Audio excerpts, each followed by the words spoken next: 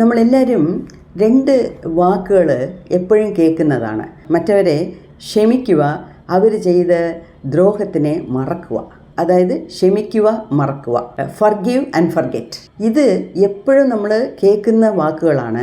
പക്ഷേ നമ്മളിൽ എത്ര പേർക്ക് ഇത് ചെയ്യാൻ പറ്റുന്നു? അതായത് നമ്മളുടെ കൊച്ചിലാളിലൊക്കെ ചിലപ്പോൾ അമ്മയും അച്ഛനൊക്കെ ഒരുപാട് നമ്മളെ ഇട്ട് അടിച്ച് കാണും. അല്ലെങ്കിലും പലരും നമ്മളെ ദേഹരീതിയായിട്ട് നമ്മളെ ഒരുപാട് ഉപദ്രവിച്ച് കാണും.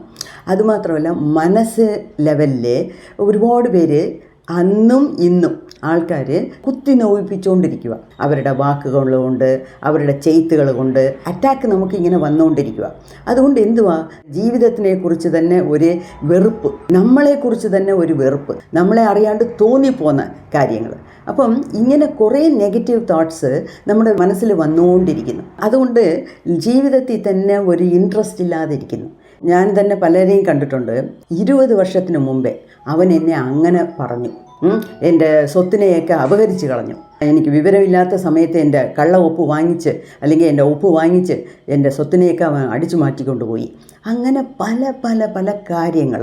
അതിനെക്കുറിച്ച് ആൾക്കാർക്ക് ഇങ്ങനെ മനസ്സിലിട്ട് തികട്ടി എടുത്ത് അവരെ ശപിച്ചുകൊണ്ടിരിക്കുന്നതിലാണ് ചിലർക്ക് തൃപ്തി. അതുകൊണ്ട് തന്നെയാണ് ഈ മനസ്സിലെ ആൻസൈറ്റി, ഡിപ്രഷൻ, വെറുപ്പ്, ഇങ്ങനെ പല കാര്യങ്ങൾ തോന്നുന്നത്. അപ്പോൾ ഇതിനെല്ലാം ഒരേ പോംവഴി എന്ന് പറയുന്നത് അവരവരുടെ അനാഹത ചക്രയെ ഹീൽ ചെയ്ത് വളരെ ശുദ്ധമായിട്ട് വെച്ചിരിക്കണം.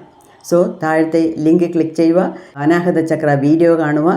കൈലാഷ് മലയാളം ചാനലിൽ ഒരുപാട് കാര്യങ്ങൾ തന്നിട്ടുണ്ട്, അതൊക്കെ കേട്ട് വയ്ക്കുക. എന്താ വെച്ചാൽ അടുത്ത മാസം ഫസ്റ്റ് വീക്കിൽ തന്നെ ഞാൻ ചക്ര ഹീലിങ്ങിനെ കുറിച്ച് ക്ലാസ്സുകൾ എടുക്കും. അപ്പം എൻ്റെ ഷോർട്സ്, നമ്മുടെ ചാനലിൻ്റെ വീഡിയോസ്, ഫേസ്ബുക്ക് ആഡ്, ഇതെല്ലാം ശ്രദ്ധിച്ചുകൊണ്ട് വരണം. ഫോളോ ചെയ്താൽ മാത്രമേ നിങ്ങൾക്ക് ഈ ലിങ്ക് എല്ലാം കിട്ടത്തുള്ളൂ.